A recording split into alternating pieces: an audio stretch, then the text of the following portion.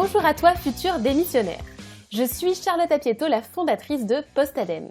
Postadem, c'est le repère secret de ceux qui veulent quitter leur job pour réinventer leur vie professionnelle et ainsi retrouver du sens et de l'épanouissement au quotidien. Dans ce podcast Postadem, je réponds en toute transparence à une question qui m'a été posée sur la reconversion, l'entrepreneuriat et le développement personnel. C'est un petit peu comme si on prenait un café ensemble. Alors, si tu rêves de poser ta dème et de créer la vie professionnelle qui te ressemble, installe-toi confortablement pour écouter ce nouvel épisode.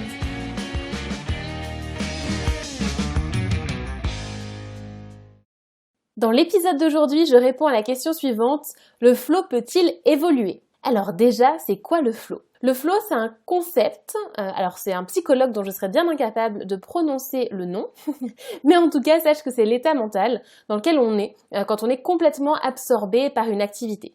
Concrètement, tu es dans le flow lorsque tu es tellement concentré sur ce que tu fais que tu vois pas le temps passer. Alors, c'est pas forcément un synonyme de concentration, mais c'est aussi le côté satisfaction, engagement, plaisir que tu peux prendre dans la tâche que tu fais.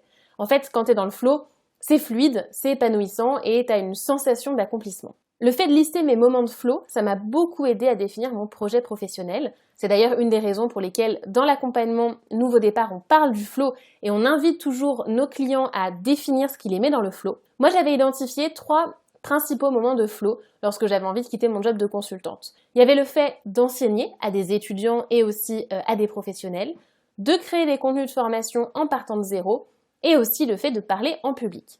Et donc c'est grâce à ça que j'ai pu mettre au cœur de mon projet la formation, à la fois sur le volet conception pédagogique et animation, et le côté séminaire, conférences, communauté, etc. Mais ça c'était encore assez flou au début où je me lançais. Et progressivement, avec les expériences, avec le développement de mon activité, eh bien j'ai identifié de nouveaux moments de flow. J'ai découvert que ce qui m'était dans le flow, c'était aussi d'animer un live auprès de ma communauté, d'organiser un séminaire, de former mon équipe, d'écrire mes chroniques, de définir ma stratégie marketing.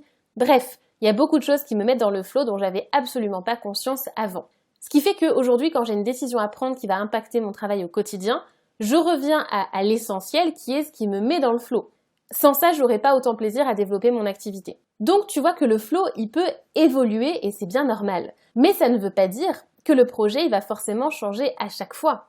C'est au sein d'un même projet, au sein d'une même activité, que ton flow peut évoluer, que tu vas pas forcément y trouver le même intérêt, la même passion et que tu vas faire évoluer tes tâches aussi au quotidien. Ce qui est important pour avoir une cohérence, c'est d'avoir un fil rouge qui est ton pourquoi et d'avoir un fil rouge dans ce que tu vas proposer, dans la valeur que tu vas apporter, dans ce que tu fais.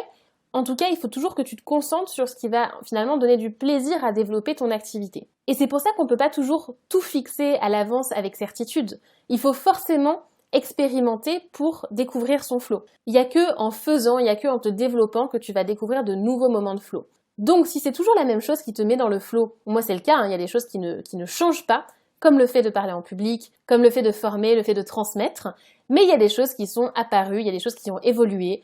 Il y a aussi des choses qui me mettaient dans le flow avant, et c'est plus le cas maintenant, donc j'ai fait en sorte d'abandonner ces activités ou alors de les déléguer, de m'entourer là-dessus pour que ce soit plus à moi de le faire. Donc oui, le flow, il peut évoluer, c'est pas un problème. Soit tu choisis de faire évoluer ton activité en fonction de ça, soit tu décides de lancer un autre projet. Ça, c'est tout un autre sujet, mais en tout cas, oui, c'est complètement possible et normal que ça évolue. Donc le challenge que je te fixe pour aujourd'hui, c'est de prendre ton carnet et c'est d'écrire à date qu'est-ce qui te met dans le flow. C'est quoi les moments de flow que tu as dans ton activité actuelle ? Si aujourd'hui tu as envie de poser ta dème et que tu n'aimes pas ton boulot, écris ce qui te met dans le flow en dehors de ton travail, ce qui a pu te mettre dans le flow par le passé. Fais vraiment la liste de tout ce qui te met dans cet état de concentration et d'absorption dans une tâche parce que tu es concentré mais aussi parce que tu aimes faire ça. Donc voilà, je te laisse faire la liste de tes moments de flow et de mon côté, je te retrouve prochainement dans un nouvel épisode. À bientôt!